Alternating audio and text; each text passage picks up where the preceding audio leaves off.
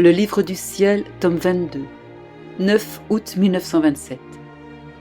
Comment la création et la rédemption sont des territoires divins donnés aux créatures. L'amour de Jésus l'a fait dormir. Comment la lumière et la chaleur sont inséparables l'une de l'autre. Je suivais la divine volonté dans ses actes, et mon Jésus bien-aimé me suivait du regard pour voir si j'allais visiter toutes ses œuvres. Et il me dit : « Ma fille, je regarde pour voir si tu vas visiter tous mes territoires. Tu dois savoir que la création est un territoire qui m'appartient. La rédemption ajoute des territoires, plus encore. Mon enfance, mes pleurs et mes vagissements, mes prières, mes travaux, mes pas, ma vie publique et privée, sont autant d'appartements que j'ai formés dans mes territoires. Il n'est pas une seule chose que j'ai faite, ni une seule souffrance endurée, qui n'ait servi à étendre les limites des territoires divins afin de pouvoir les donner aux créatures. Et je regarde chaque jour pour voir si au moins la petite fille de ma volonté visite tous mes territoires et entre dans chacun de mes appartements. Et lorsque je te vois commencer tes rondes pour visiter le soleil, les étoiles, les cieux, la mer et toutes les choses créées, je sens que mes territoires que j'ai formés avec tant d'amour pour en faire don aux créatures ne sont pas abandonnés. Il y en a au moins une qui les visite. Et si elle les visite, cela veut dire qu'elle les aime et qu'elle a accepté le cadeau.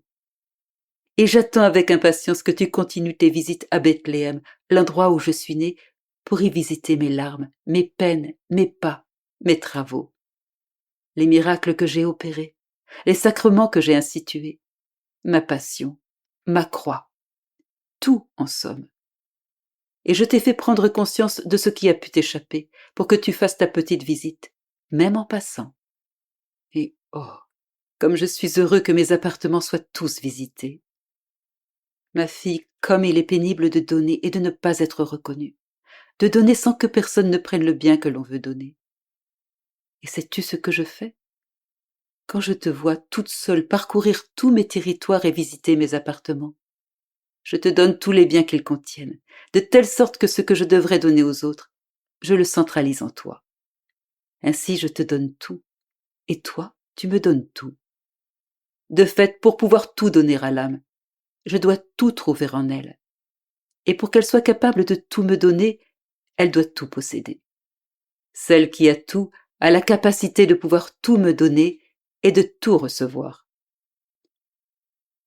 Après quoi je ressentis une telle envie de dormir qu'il m'était impossible même d'écrire. Et je me disais, pourquoi cette somnolence alors que j'ai toujours été éveillée de nature ?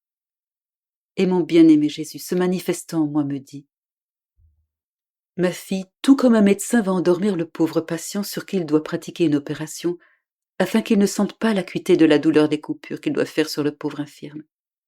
De la même manière, moi, céleste médecin, qui t'aime tant, et afin que tu ne ressentes pas la pression continuelle de ma privation, ces coups répétés, la dureté de ces douloureuses coupures, je te fais dormir pour qu'ainsi, en interrompant ton martyre, le sommeil puisse t'apporter un peu de répit après une douleur si intense. Mais pendant que tu dors, ton Jésus te tient dans ses bras, et je continue mon œuvre dans ton âme. De plus, je te fais dormir afin que ma justice, si irritée par les offenses des créatures, puisse suivre son cours et frapper les créatures, et aussi pour qu'en dormant, tu puisses non seulement la laisser libre de s'exercer, mais que tu n'aies pas à souffrir de voir ses justes coups sur un monde sans gratitude. Oh, si tu pouvais voir avec quelle délicatesse ton Jésus t'embrasse pour que tu ne ressentes pas ses étreintes. Avec quelle douceur je t'embrasse pour que tu ne sentes pas le toucher de mes lèvres. Et combien doucement je te répète : ma pauvre fille, quel martyre que le tien, afin que le son de ma voix ne te réveille pas. Et combien, sans éclat de voix ni mouvement, je poursuis l'œuvre du royaume de ma divine volonté dans ton âme. Tu ne dirais plus alors que je ne t'aime plus comme avant. Tu me dirais au contraire : oh, combien Jésus m'aime. Et s'il fait que je m'endors, c'est afin que je ne souffre pas davantage. Après quoi je suivais la divine volonté. Et mon doux Jésus ajouta : Ma fille, pour former une plus grande lumière, il faut plus de chaleur. La lumière et la chaleur sont inséparables l'une de l'autre. S'il y a de la lumière, il doit y avoir de la chaleur, car la nature de la lumière est chaleur, et la nature de la chaleur est lumière. Cependant, si quelqu'un veut une grande lumière, il faut beaucoup de chaleur. Ce sont toutes deux des forces équivalentes, et c'est ensemble qu'elles forment leur vie. Or, celui qui fait ma volonté et vit en elle reçoit la vie de la lumière et de la chaleur de son Créateur. Et lorsque l'âme pense à ma divine volonté, elle forme la chaleur. Et en parlant de ma divine volonté, elle ajoute plus de chaleur. Lorsque l'âme agit afin de l'accomplir, elle redouble la chaleur. En suivant ses voies, elle multiplie la chaleur et la lumière devient plus brillante, plus forte. Elle s'étend et se répand davantage. Ainsi, il n'est pas une partie de son être qui ne répande des rayons de lumière vivifiante. Et plus encore étant donné qu'elle possède la source de vie de la lumière, qui est mon suprême fiat. Tu comprendras alors que les créatures possèdent autant de lumière et de chaleur qu'elles ont de contact avec ma volonté et qu'elles s'efforcent de l'accomplir dans leurs actions. Et si ce n'est pas le cas, même si on les voit faire le bien, c'est un bien sans vie, sans lumière et sans chaleur.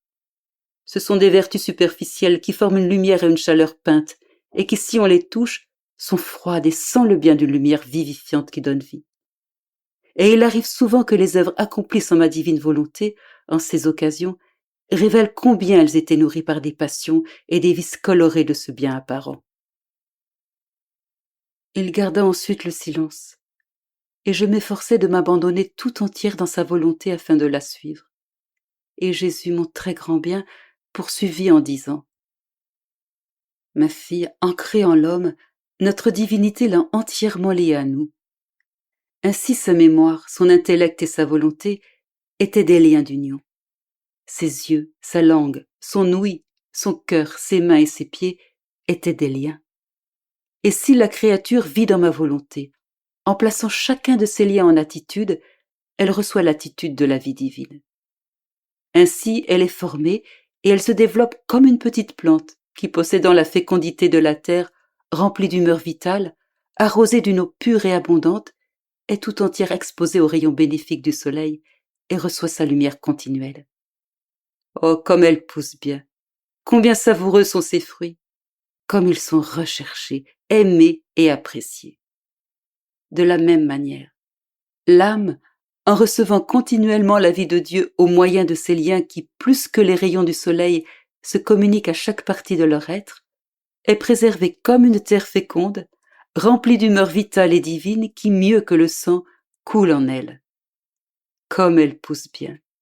Elle est la bien-aimée, celle que recherchent le ciel et la terre. Sa vie, ses œuvres, ses paroles, mieux que des fruits, font le bonheur de tous. Dieu lui-même prend plaisir à goûter des fruits si précieux. Par conséquent, comment peux-tu avoir peur que je puisse te quitter alors que tu es attaché à moi avec tant de liens par qui tu reçois la vie continuelle ?